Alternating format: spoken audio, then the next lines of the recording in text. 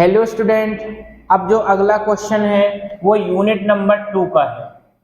Unit number 2 का सबसे important question है अपना एमएस एक्सेस में टेबल में प्रत्येक फील्ड के लिए कौन से डेटा प्रकार उपलब्ध होते हैं, इनकी सीमाएं बताइए।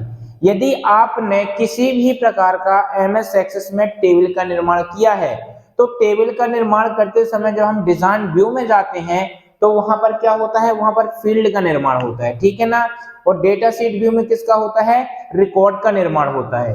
तो ये समझना कि फील्ड का निर्माण करते समय, अच्छा ये फील्ड होती क्या है वो देखो पहले। यदि आपको ना इस क्वेश्चन में एक एक वर्ड का मतलब पता है तो आप सब कुछ आराम से बता सकते हो कि इस क्वेश्चन में होने वाला क्या है और इसका आंसर क्या होने वाला है। मैं बोलता हूं कि ये आपका कोई क्या है, टेबल है। इस टेबल में हमको क्या बताना है, फील्ड बताना है। मैंने बोला यहाँ पर नेम लिखा, यहाँ पर मैंने सरनेम लिखा, ओके। यहाँ पर मैंने सरनेम लिखा, यहाँ पर मैंने एड्रेस लिखा, यहाँ पर ये मोबाइल नंबर लिखा। तो जो ये हमारे कॉलम होते हैं इनको हम क्या बोलते हैं, फील्ड बोलते हैं। और इन रो को क्या बोलते हैं बेटा, इन रो को बोलते हैं रिकॉर्ड। ये तो आपको पहले से ही पता था, लेकिन क्वेश्चन आया तो मैं एक बार बता दिया। लेकिन जो इस प्रकार की टेबल है वो हमको किस व्यू में दिखती है, बोलोगे सर इस प्रकार की जो टेबल होती है वो डेटा शीट व्यू में दिखती है, डेटा शीट व्यू में दिखती है। बात भी सही है कि जो टेबल होती है वो डेटा शीट में दिखती है, ठीक है ना। लेकिन जब हम ये फील्ड का निर्माण करते हैं तब हम किस व्यू में जाते हैं, तो डेटा शीट व्यू का निर्माण हम किस में करते हैं, वो जाते हैं डिजाइन व्यू में। जब हम डिजाइन व्यू में जाते हैं तो हमारे पास केवल और केवल दो ही कॉलम होते हैं। कितने कॉलम होते हैं, दो होते हैं। एक होता है हमारा फील्ड का और दूसरा होता है हमारा डेटा टाइप का, ये दो होते हैं। यदि आप इस वीडियो को देख लिए और मैं बताता हूं जो सेकेंड यूनिट का सबसे इंपॉर्टेंट क्वेश्चन है ये यहीं से होता है, ठीक है ना। तो यहाँ पर फील्ड का निर्माण होता है और यहाँ पर किसका निर्माण होता है, इस वाली में वो होता है रिकॉर्ड का निर्माण। अब यदि आपने एमएस एक्सेस चलाया है तो फील्ड जाते हो, जब भी एमएस एक्सेस को ओपन करते हो व्यू में मेन्यू में जाते हो, व्यू मेन्यू में क्लिक करते हो, डिजाइन व्यू में जाते हो। डिजाइन व्यू में आप जैसे जाओगे तो आपको कुछ इस तरह की टेबल मिलेगी जिसके एक भाग में होगा फील्ड और दूसरी भाग में होगा हमारा डेटा टाइप। मैंने फील्ड में यहाँ पर नाम लिखा, क्या लिखा, नाम लिखा। और हम ये किस व्यू में हैं, तो बोलोगे सर हम डिजाइन व्यू में हैं। क्यों है डिजाइन व्यू में है, क्योंकि डिजाइन व्यू में फील्ड का निर्माण होता है, ठीक है। अब ये बताओ जब हम नेम लिखेंगे तो हमारे सामने ये पूरे डेटा टाइप, जैसे ही हमने नेम लिखा कीबोर्ड से टैब बटन प्रेस किए और हम यहाँ पर पहुंच गए, और जैसे ही हम यहाँ पर पहुंचेंगे तो हमारे सामने इन 10 फील्ड की लिस्ट खुलेगी और आपको इन 10 में से बोलेगा किसी एक को चुनाव करना है। तो इसको बोलते हैं क्या, डेटा टाइप। ये हमारे सब क्या है, डेटा टाइप है। तो सीधी बात है कि आप नेम लिखोगे तो डेटा टाइप नेम हम किस में लिखते हैं, तो ऐसा तो नहीं है कि हम नेम जो नंबर में लिखते हैं, नेम हमेशा टेक्स्ट में लिखे जाते हैं। तो यहाँ पर क्या आएगा, डेटा टाइप में टेक्स्ट आएगा। लेकिन दूसरी कंडीशन ये है कि इतना बड़ा हमारा नाम है या उसमें थोड़ा सा डिस्क्रिप्शन देना है तो टेक्स्ट डेटा टाइप के अंदर हम 50 से लेके 255 कैरेक्टर तक लिख सकते हैं। लेकिन हम चाहें कि नेम की डेटा टाइप में हमको 255 से 65,535 तक कैरेक्टर लिखना है तो उस कंडीशन में हम डेटा टाइप का यहाँ पर सिलेक्ट करेंगे, मेमो सिलेक्ट करेंगे, ठीक है ना। तो आपको ये क्लियर होना चाहिए। यदि मैंने नेम लिखा तो ये फिक्स है कि हमको टेक्स्ट टाइप ही चाहिए। क्यों चाहिए टेक्स्ट, क्योंकि हम जो भी लिखेंगे वो टेक्स्ट ही आएगा। दूसरी बात, यदि हमारा टेक्स्ट 50 से 255 कैरेक्टर तक का है तो टेक्स्ट को सिलेक्ट करो, अदरवाइज हम किसको सिलेक्ट करेंगे, मेमो को सिलेक्ट करेंगे। मेमो में क्या होगा, हम 255 से 65,535 कैरेक्टर तक लिख सकते हैं, ठीक है ना। तो ये होगा क्या, नेम। इसके बाद मैं सरनेम करूंगा तो सरनेम भी क्या जाएगा बेटा, ये भी टेक्स्ट टाइप में जाएगा। किसी का सरनेम तो इतना बड़ा है नहीं कि 255 से ज्यादा जाए, और है भाई तो मेमो सिलेक्ट कर लो, राइट। तो टेक्स्ट या मेमो दोनों सिलेक्ट कर सकते हैं। इसके बाद यदि मैं यहां पर देता हूं मोबाइल नंबर,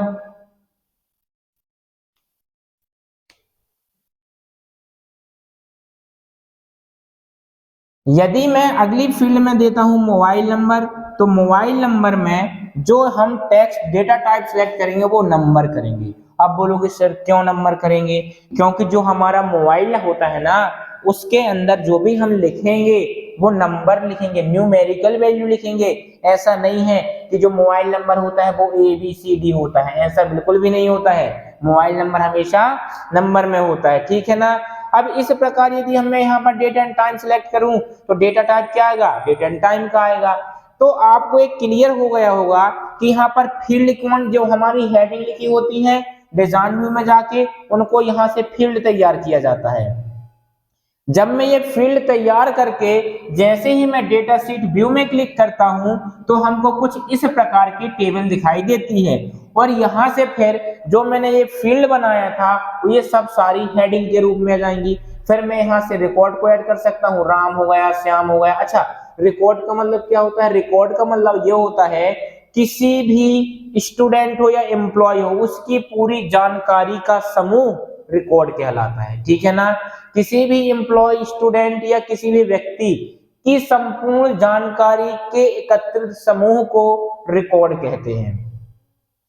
नंबर क्या कहलाता है? नंबर में वही है, यदि डेटा टाइप आप मोबाइल नंबर लिखोगे, फील्ड में मोबाइल नंबर लिखोगे तो डेटा टाइप क्या आएगा? नंबर आएगा। डेट एंड टाइम, यदि हम बोलते हैं कि फील्ड में यहां से डेट एंड टाइम देता हूं तो आपको डेटा टाइप में क्या होगा? डेट एंड टाइम होगा।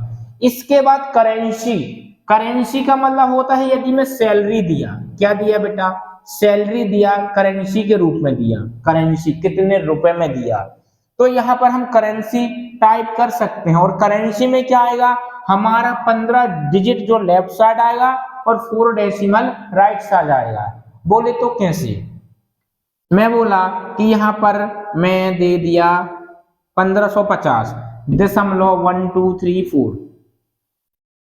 1550 ये मेरी मेन सैलरी हुई। दशमलव के बाद कितनी संख्या आ सकती है? 4 संख्या आ सकती है।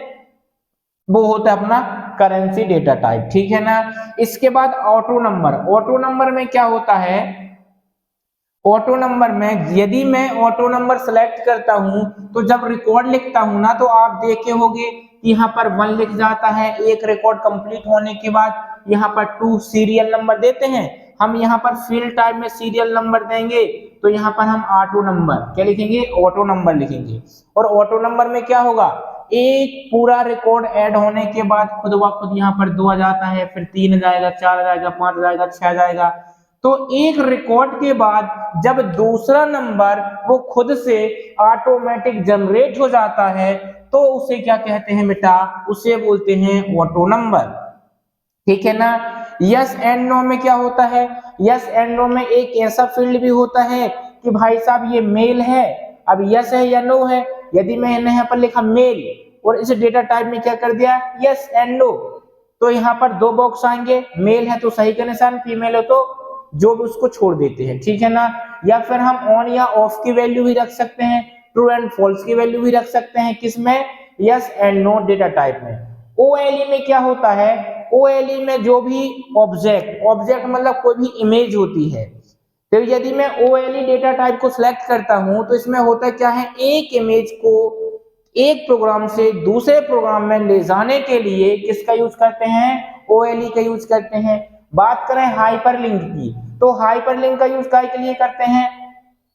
यदि मैंने यहाँ पर ऐसा कोई फील्ड लिया, क्या लिया? ऐसा कोई फील्ड लिया, मान लो कि मैंने ईमेल लिया, ठीक है ना। अब मैं यहाँ पर ईमेल लूंगा तो सीधी सी बात है, सॉरी जीमेल, मैंने यहाँ पर जीमेल लिया तो सीधी सी बात है कि आपको यहाँ पर हाइपरलिंक देना पड़ेगा। बोलोगे सर कैसे? आप जीमेल में जैसे ही क्लिक करोगे ना तो वो डायरेक्ट आपको किससे कनेक्ट कर देगा? वो आपको डायरेक्ट इंटरनेट से कनेक्ट कर देगा। मतलब किसी भी प्रकार की वेबसाइट को या जीमेल को इंटरनेट से कनेक्ट करने के लिए जिस डेटा टाइप का यूज किया जाता है उसे बोलते हैं बेटा हाइपरलिंक बोलते हैं। क्या बोलते हैं? हाइपरलिंक बोलते हैं। बात करते हैं हम लुकअप विजार्ड की, तो जो लुकअप विजार्ड होता है उसमें क्या होता है, एक अलग से फील्ड उत्पन्न कर देता है। क्या कर देता है, एक अलग से फील्ड उत्पन्न कर देता है। ये जो लुकअप विजार्ड होती है ना, ये एक प्रकार की सेवा होती है, मैं आपको एकदम क्लियर कर दूं। और सेवा में क्या होगा, वो डायरेक्ट एक प्रकार का फील्ड उत्पन्न कर देगा, ठीक है।